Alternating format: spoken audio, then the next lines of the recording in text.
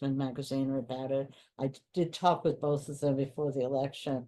But I said, isn't there some way we could tap into some of the infrastructure grants to help with that? We need a real live public transportation system, one that works. We have these little pieces they're trying here and there, but who wants to trust them? If they're trying them, if you use it and give up using your vehicle and try to rely on it and they pull the rug out from under you, what are you going to do? And I don't know how to deal with that part. I would so much rather that than dealing with having my own vehicle, but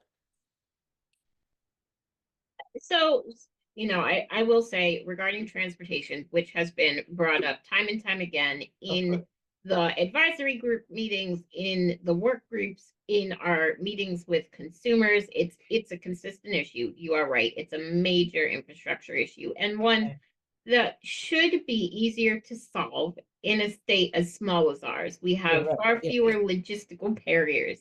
right, yeah. I don't know if you saw last week, I think it was last week, RIPTA did announce that they are extending their pilot program, that the Ride Anywhere program, which extends paratransit to anywhere in the state, from the previous service corridor of 3/4 of a mile from a fixed route service. That program has been extremely well received. Everyone I know who has used it has been vocally calling for its continuation. And I would say that the extension of the pilot is the first step in the right direction. Obviously, what the disability community is looking for is for that program to receive permanence.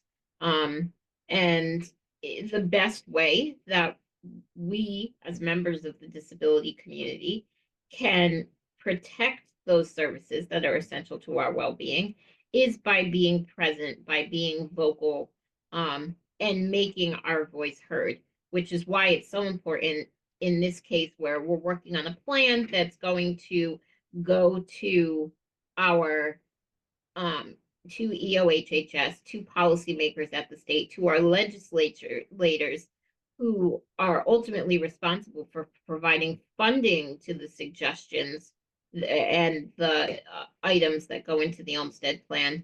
We really need people to come and talk about those needs. We will not be asking, as you termed it, invasive questions, but we do encourage people to come and talk about what's needed, why it's needed, and to share experiences as they're comfortable doing so, to share experiences from their lives that support the need for these services. The kind of foundation of any persuasive argument, as I'm sure you know, being an academic yourself, is that there is the assertion and then there's the proof to support it. So our stories have weight, and we have to balance that against what we're comfortable sharing. But whatever people are comfortable sharing or contributing makes a difference. And historically, when people have shown up in this state to voice their support for something or their objection to something, our legislators have listened. So we do have some good ones there that we do. We definitely have people in our corner in this state. Right. And we definitely have people at EOHHS who are committed to the mission. Bureaucracy is always a hard thing to deal with, and Rhode Island is not unique in that aspect. And it's a constant companion to change in policy. There's really no way around that. And while it is extremely frustrating to you, to me, being on the receiving end of those kind of obstacles, we can. Osel's opinion is to make relationships and build bridges between the community and the services and infrastructure that support them. Right. Yeah. And I admit I did that for a long time, longer than you've been on the planet. And that's maybe why, okay, I've got, see all these bruises here, that are from, but I do get concerned because, the whole transportation piece, I have seen RIPTA pull routes that are widely used because we have this perverse funding stream for public transportation, which makes absolutely no sense, but they're, committed to it. It's the biggest, longest marriage I've ever seen. It's like, okay, so as long as we succeed, oh, well, then the funding dries up. That's, so then we have to cut back. It makes no sense.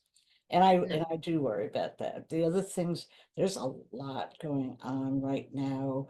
And this is not in AOHHS's bailiwick, so I can, say, but the healthcare situation with healthcare, corporate greed in healthcare right now is significant. It affects prescriptions, it affects access to health.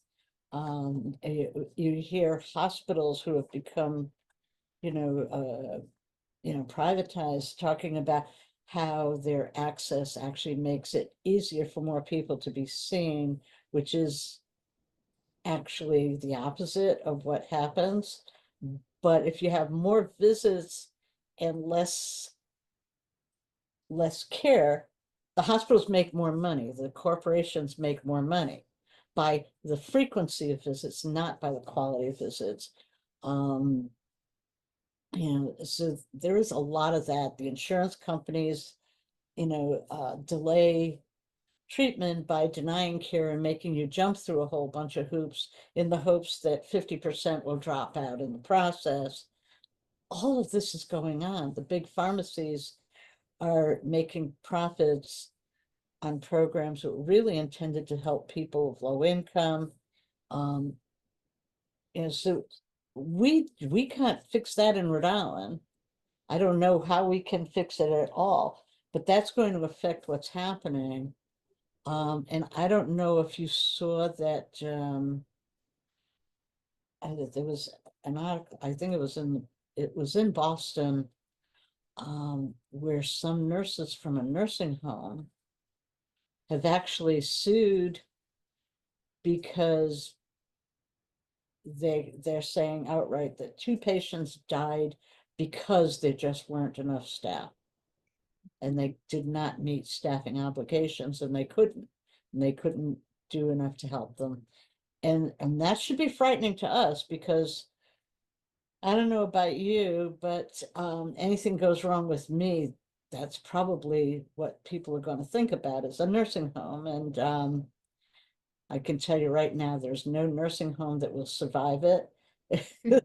I wouldn't survive it, but neither would they. I cannot even imagine it. Not especially under today's problems. And so, we need to really look at, as a state, how we're going to address what's going to happen in this state.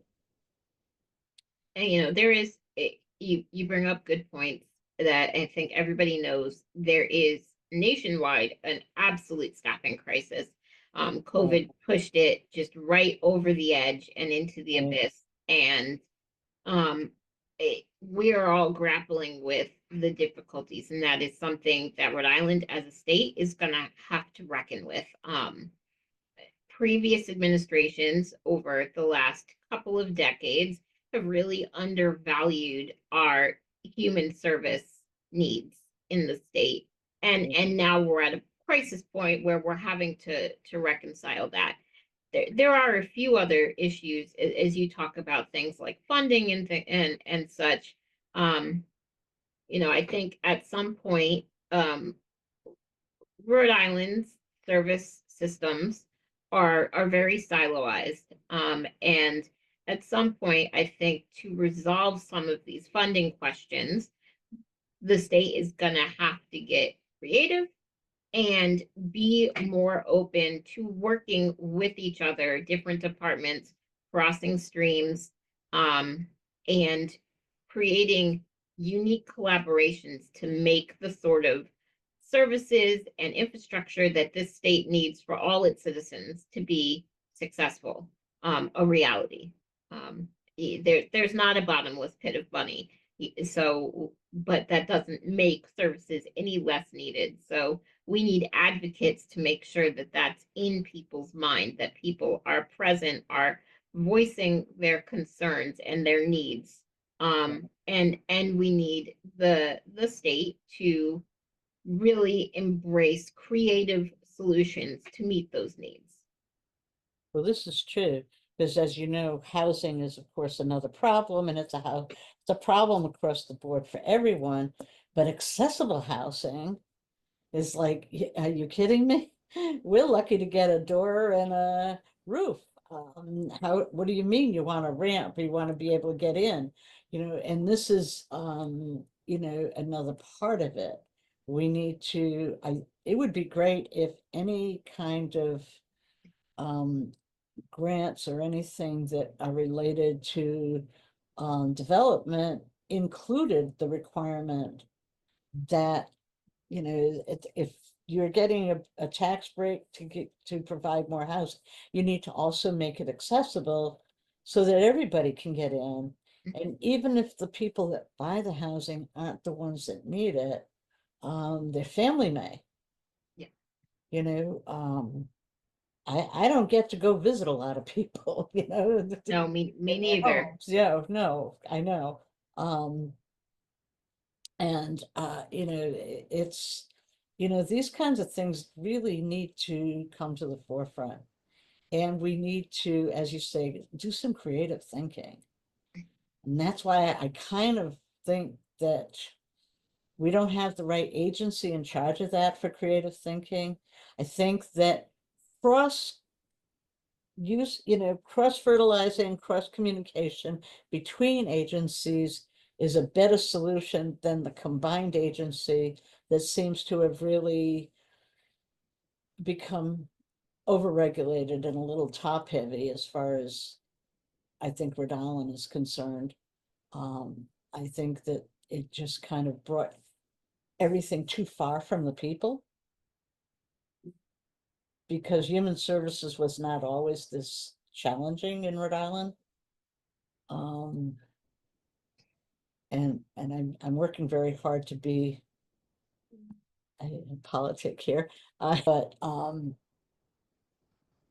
we really need to create change, and it really needs to come from people who will just say, "Hey, really, you're not going to do this? Then we need someone who will." I know that the bridge in Delaware got blown out after we lost the I-195 bridge, and theirs is already rebuilt. And we haven't even started, we don't have a date yet to dismantle the I-195 bridge, which is over, it's been out for more than a year now. I mean, that's Rhode Island not getting out of its own way. I'm sorry.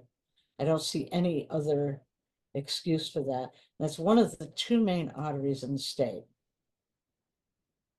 And when I see that, I'm thinking, like, what hope do we have? How can we guarantee they hear us? So I know there is going to be I'm trying to remember the date. I can look it up. At the State House, were you asked to invite your legislators to a meeting? I think it's the first week of February, if I'm not mistaken. It is an afternoon with legislators, inviting them to sit down and talk with us about the needs of the disability community. Both of my legislators actually responded in the positive. I was happy about that. And there are some others that I invited because I know them and have had contact with them, and their response has been positive as well. So if we can get them to actually listen, and I think the ones that have responded obviously are planning to listen. I think we've got to, give them credit for that. And let's hope that we can start, setting it up so that we can move forward. Again, like I say, you're more pragmatic. I have become the really jaded advocate who's gotten pretty beaten up for a long time.